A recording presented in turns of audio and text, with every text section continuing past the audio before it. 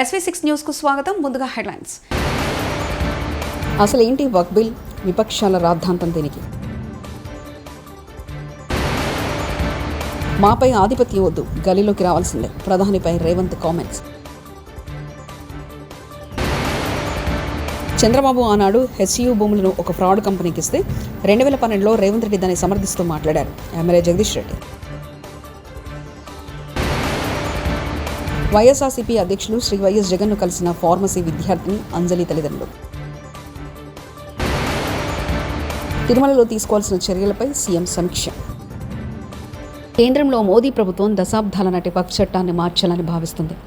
కొత్తగా తెచ్చే బిల్లు వక్ఫ్ ఆస్తులను ఇంకా మెరుగు వాడుకోవడానికి ఉపయోగపడుతుందని కేంద్రం అంటుంది. అయితే సంస్కరణల పేరుతో వక్ఫ్ ఆస్తులన్నీ స్వాధీనం చేసుకోవాలని కేంద్రం ప్రయత్నిస్తుందని విపక్షాలు ఆరోపిస్తున్నాయి. ఈ బిల్లును గత ఏడాది ఆగస్టులో లోక్సభలో ప్రవేశపెట్టారు.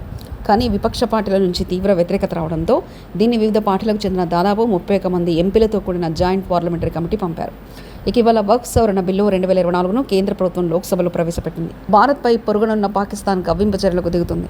తాజాగా జమ్మూ కాశ్మీర్ పూంచ్ జిల్లాలోని నియంత్రణ రేఖ వద్ద పహారా కాస్తున్న పాక్ సైనిక బలగాలు భారత్పై విచక్షణరహితంగా కాల్పులకు తెగబడ్డాయి. ఈ నేపథ్యంలో భారత్ సైన్యం సైతం వెంటనే అప్రమత్తమై తనదైన శైలిలో స్పందించింది. ఈ క్రమంలో పాక్ బలగాలపై ఎదురు కాల్పులకు దిగింది. తిరుమల తిరుపతి దేవస్థానంపై ముఖ్యమంత్రి చంద్రబాబు నాయుడు ఈరోజు బుధవారం సచివాలయంలో సమీక్షా సమావేశం నిర్వహించారు. ఈ సందర్భంగా భక్తుల సౌకర్యాలు మెరుగుపరిచేందుకు గత 9 నెలల కాలంలో తీసుకున్న చర్యలపై టీడీపీ ప్రజెంటేషన్ ఇచ్చింది. పెరుగుతున్న భక్తుల రద్దీ నేపథ్యంలో భవిష్యత్తులో చేపట్టే చర్యలపై టీడీపీ పెద్దలతో సీఎం సమీక్ష జరిపారు. టీటీడీ దర్శనాలు, వసతితో పాటు వివిధ సేవలపై భక్తుల నుంచి సేకరించిన అభిప్రాయాలపై చర్చించారు. బ్రహ్మోత్సవాలు, రథసప్తమి, వైకుంఠ ఏకాదశి వంటి ప్రత్యేక సమయాలతో పాటు సాధారణ రోజుల్లో భక్తులకు కల్పిస్తున్న సౌకర్యాలు, వారి అభిప్రాయాలపై చర్చకొచ్చింది. బీసీ బిల్లు ఆలోచనకు స్ఫూర్తి రాహుల్ గాంధీ అని ముఖ్యమంత్రి రేవంత్ రెడ్డి అన్నారు. బుధవారం నాడు ఢిల్లీలోని జంతర్ మంతర్ బీసీ పోరు గర్జనలో సీఎం పాల్గొని ప్రసంగించారు. భారత్ జోడో యాత్రలో రాహుల్ గాంధీని బీసీల లెక్కలు అడిగారని తెలిపారు. ఎక్కడ అధికారంలోకి వచ్చినా కులగలన చేస్తామని పాదయాత్రలో రాహుల్ గాంధీ స్పష్టంగా చెప్పారన్నారు. పార్టీ విధానపరమైన నిర్ణయం తీసుకుందని తెలిపారు. రాహుల్ గాంధీ ఇచ్చిన హామీని నిలబెట్టాల్సిన బాధ్యత అందరిపై ఉందన్నారు. రాహుల్ గాంధీ ఇచ్చిన మాట తెలంగాణలో నిలబెట్టానని తెలిపారు. తండ్రి కొడుకు ఉద్యోగం ఊడగొట్టండి, మీకు ఉద్యోగాలు వస్తాయని ఎన్నికల సమయంలో పాదయాత్రలో చెప్పానన్నారు. అన్న ప్రకారమే ఏడాదిలో 59,000 ఉద్యోగాలు నియమించారని తెలిపారు.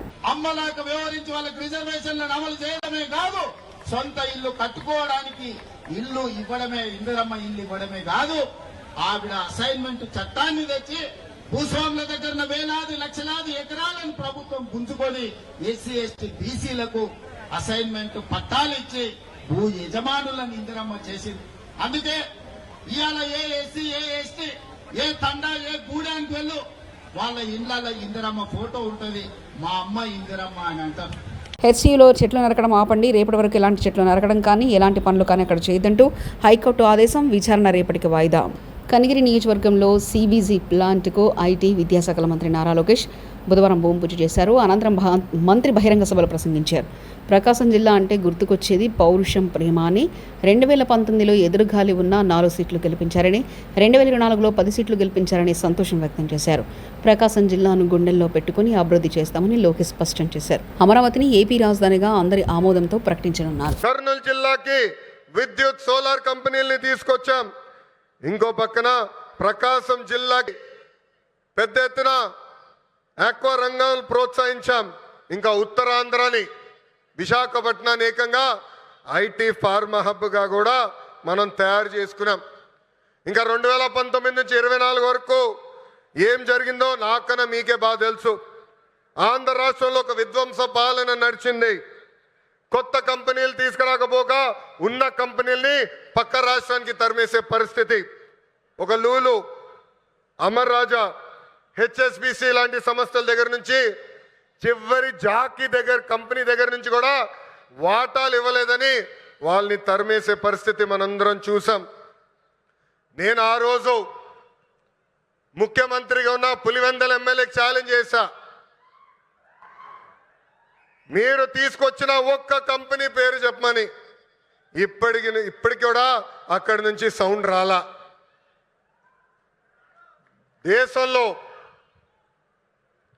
దేశంలో ఎప్పుడు జరిగిన విధంగా నేను పాదయాత్ర చేశా. ఒక మాటలో చెప్పాలంటే యువగలం పాదయాత్ర నాలో మార్పు తీసుకొచ్చింది. గంగాధర్ నెల్లూరు నియోజకవర్గం చిత్తూరు జిల్లాలో ఉంటుంది.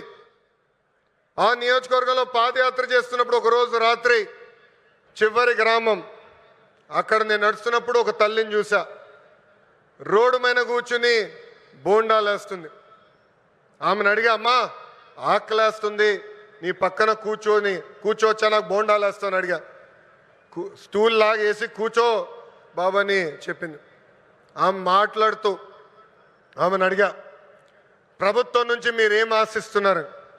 ఆమె అప్పుడు చెప్పింది, మద్యంకి మా భర్త బానిసుడయి చనిపోయాడు, 30 సంవత్సరాలుగా నేను ఇక్కడ కూర్చుని బోండాలు వేస్తున్నాను. వైఎస్ఆర్సీపీ పాలనలో పేదల నోట్లకి 4 ముద్దలు వెళ్లేవని, కానీ కూటమి ప్రభుత్వం వాళ్ళ ముందు నుంచి ఉన్న కంచెం లాగేసిందని వైఎస్ఆర్సీపీ అధినేత మాజీ ముఖ్యమంత్రి వైఎస్ జగన్మోహన్ రెడ్డి అన్నారు. వైఎస్ఆర్సీపీ స్థానిక సంస్థల ప్రజాప్రతినిధులతో బుధవారం తాడేపల్లిలోని కేంద్ర కార్యంలో భేటీ అయిన ఆయన ఈ సందర్భంగా కూటమి అరాచకాలను ఎదురొడ్డి నిలిచిన వాళ్ళ తెగువలను అభినందించారు. ఇంకొకటి గోపవరం, ఇది మా కడప జిల్లా.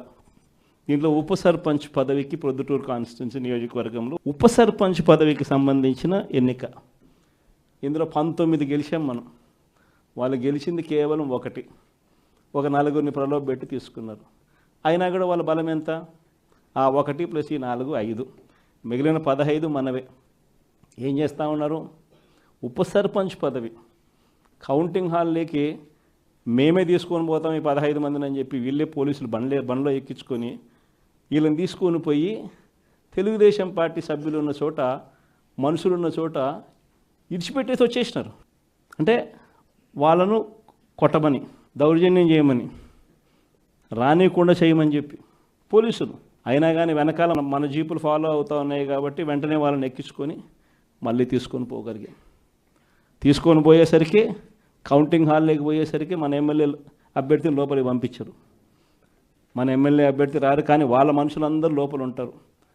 అక్కడ ఇంకా నకిలీ వార్డు మెంబర్లతో ఐడి కార్డులు క్రియేట్ చేసి ఎన్నికల అధికారి లాస్ట్కి అది నకిలీ, ఇవి మేము ఒప్పుకోము అని చెప్తే ఎన్నిక వాయిదా జరిగింది. అది మళ్ళా రెండో రోజు మళ్ళీ ఎన్నికకి పిలిచినారు. రెండో రోజు మళ్ళీ ఎన్నికకి వెళ్ళిపోతే రెండో రోజు ఏమంటాడు, ఎన్నికల అధికారి గుండెపోటు అంట. మళ్ళీ వాయిదా. బలం లేనప్పుడు ఇవన్నీ చేస్తూ ఉండరు. తిరుమలలో తరచూ సంఘ వ్యతిరేక కార్యక్రమాలు జరుగుతూనే ఉన్నాయని వైఎస్ఆర్సీపీ అధికార ప్రతినిధి భూమన కరుణాకర్ రెడ్డి తిరుమలకొండపై 4 సార్లు ఎర్రచందనం పట్టుకున్నారు. తిరుమలలో మద్యం, గంజాయి విచలవిడిగా దొరికాయి. మంత్రి నారా లోకేష్ పిఏ 10 నుంచి 12 లీటర్లు పంపిస్తున్నారంటే అసలు ఏం జరుగుతుంది? వైకుంఠ ఏకాదశి తొక్కిసలాట ఘటన చోటు చేసుకుందని చెప్పుకొచ్చారు. కొండ మీద ఇలాంటి సంఘ వ్యతిరేక కార్యక్రమాలు ఒక పక్క, తిరుమల పవిత్రతను దెబ్బతీసే విధంగా సాక్షాత్తు అధికారులే వ్యవహరిస్తున్నటువంటి తీరు మరో రకంగా విరాజిల్లుతున్నాయి. సాంబశివరావు అనేటువంటి ఒక లోకేష్ గారి పిఏ, ఆయన గారు పిఎస్ టు సిఎంఓ అన్న పేరుతో ప్రతిరోజు దాదాపు 10 నుంచి 12 ఉత్తరాలు పంపిస్తూ వాటికంతా కూడా విఐపి దర్శనాలు ఏర్పాట్లు చేస్తూ ఇంకా అనేక రకాలైనటువంటి సేవా దర్శనాలన్నీ కూడా ఏర్పాటు చేయటం అన్నది చాలా రెడ్ హ్యాండెడ్గా దొరకటం జరిగింది. ముఖ్యమంత్రి చంద్రబాబు మాట్లాడే మాటలకు చేసే పనులకు సంబంధం లేదని మాజీ మంత్రి ఆర్కే రోజా అన్నారు. ఎన్నికల్లో ఈవీఎంలను మేనేజ్ చేసిన చంద్రబాబు కరువును మేనేజ్ చేయలేకపోతున్నారని ఆగ్రహం వ్యక్తం చేశారు. ఇప్పుడు పెట్రోల్ పంపుల దగ్గర సెల్ఫీలు తీసుకునే దమ్ము లోకేష్కు ఉందా అని సవాల్ విసిరారు. మళ్ళీ అంటూ ఆ పెన్షన్ కార్యక్రమానికి వెళ్ళటం, ఏ విధంగా ఆయన మాట్లాడుతున్నారో మనం అందరం కూడా చూస్తున్నాం. నిజంగా జగన్ నొక్కిన బటన్లన్నీ మేమిచ్చే పెన్షన్లు అంతే. ఎంత నిస్సిగ్గుగా అబద్ధం చెప్పటం అనేది ఆయనకే చెల్లింది. ఆయనకి అండగా నిలిచిన ఆ పత్రికలు రాయటం అనేది వాళ్ళకే చెల్లింది. ఎంత దురదృష్టకరం అంటే చంద్రబాబు నాయుడు అధికారంలో ఉన్నప్పుడు 2014 to 19 39 లక్షల మందికి మాత్రమే పెన్షన్లు ఇచ్చేవారు.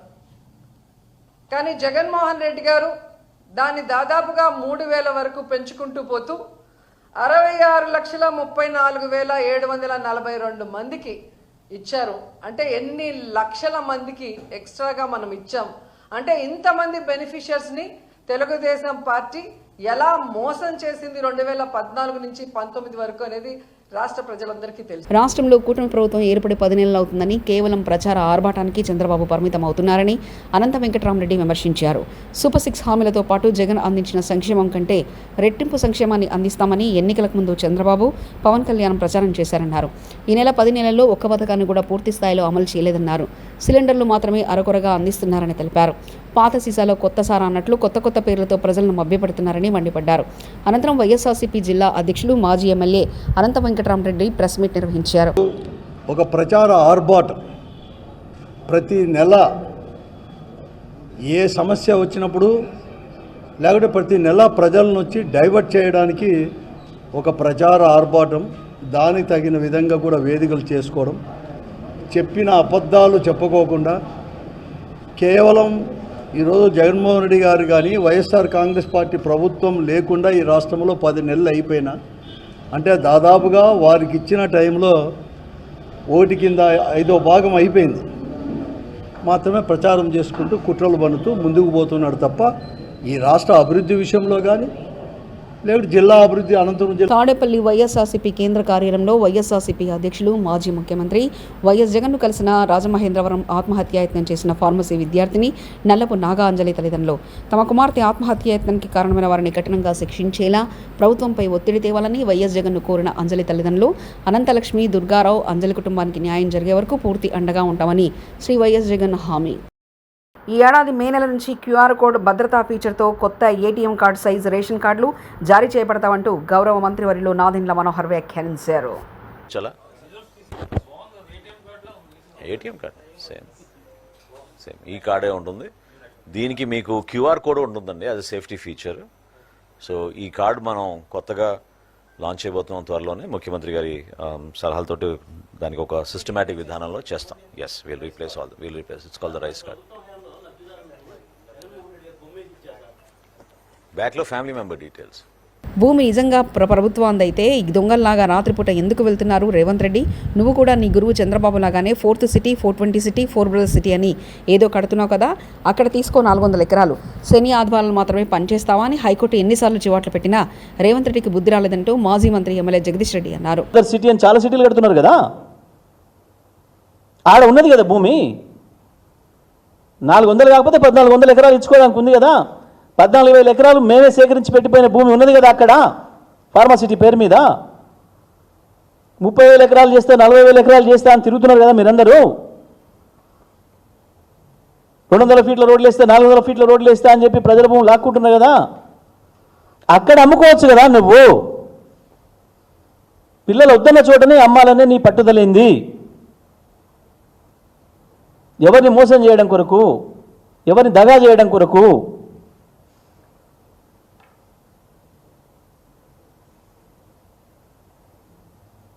మీ గురువుగారిలాగా అద్భుతమైన సిటీ నిర్మాణం చేస్తే 4వ సిటీ చార్మినార్ నేరగట్టి హైదరాబాద్ని డెవలప్ చేసిన నీ గురుగట్ట చెప్పిండో చంద్రబాబు నాయుడు. నువ్వు కూడా అట్టనే చెప్తున్నావు కదా, 40,000 ఎకరాలతో అద్భుతమైన 4th సిటీ ఏర్పాటు చేస్తా అని చెప్పి. అక్కడ ఇయ్య రాదు 400 ఎకరాలు. ఎందుకు మధ్యరాత్రులు పోవాలి? నీ భూమి నిజమే అయితే నువ్వు సొంత. కాంగ్రెస్ పార్టీకి ఓటు వేసినందుకు విచారణ వ్యక్తం చేస్తున్నాను. కాంగ్రెస్ ప్రభుత్వం వస్తే పిల్లల భవిష్యత్తు బాగుంటుందని మా పేరెంట్స్ చెప్తే కాంగ్రెస్ పార్టీకి ఓటు వేశాను. ఇప్పుడు కాంగ్రెస్ ప్రభుత్వం పిల్లల భవిష్యత్తు లేకుండా చేస్తుంది. ఇది యూనివర్సిటీ ల్యాండ్ కానప్పుడు మా యూనివర్సిటీలో జేసీబీలు ఎందుకున్నాయంటూ హెచ్సియు విద్యార్థిని ప్రశ్నించారు. కానీ అసలు ఆ ల్యాండ్ కు ఈ యూనివర్సిటీకి ఎలాంటి సంబంధం లేదు. యూనివర్సిటీకి సంబంధం లేనప్పుడు బుల్డోజర్లు మా యూనివర్సిటీలో. హెచ్సియు భూమి 20 సంవత్సరాల నుంచి పడావ పడ్డందుకు చెట్లు పెరిగాయి. చెట్లు పెరిగినంత మాత్రాన అటవీ అయిపోతుందా? మంత్రి జూపల్లి కృష్ణారావు. చీనేదో గగ్గూరు పెట్టి సరే, మరి 20 సంవత్సరాల నుంచి అట్లాగే పడవలు ఉంటే దాని చెట్లు పెరగవా? తెలంగాణ ఉద్యమాన్ని తలపిస్తున్న హెచ్సియు విద్యార్థుల పోరాటం మా భూములు మాకేనని ఆనాటి ఉద్యమ పాటలతో ప్రభుత్వానికి వ్యతిరేకంగా నిరసన కొనసాగిస్తున్న హెచ్సియు విద్యార్థులు.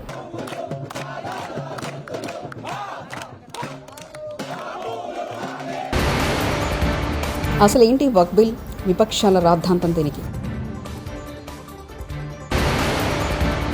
మాపై ఆధిపత్యం వద్దు, గలీలోకి రావాల్సిందే. ప్రధానిపై రేవంత్ కామెంట్స్.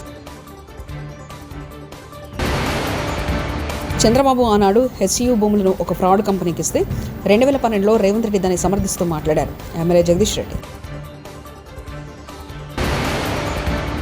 వైఎస్ఆర్సీపీ అధ్యక్షులు శ్రీ వైఎస్ జగన్ను కలిసిన ఫార్మసీ విద్యార్థిని అంజలి తల్లిదండ్రులు. తిరుమలలో తీసుకోవాల్సిన చర్యలపై సీఎం సమీక్ష. ఇవి బులెటిన్ విశేషాలు. చూస్తూనే ఉండండి SV6 న్యూస్.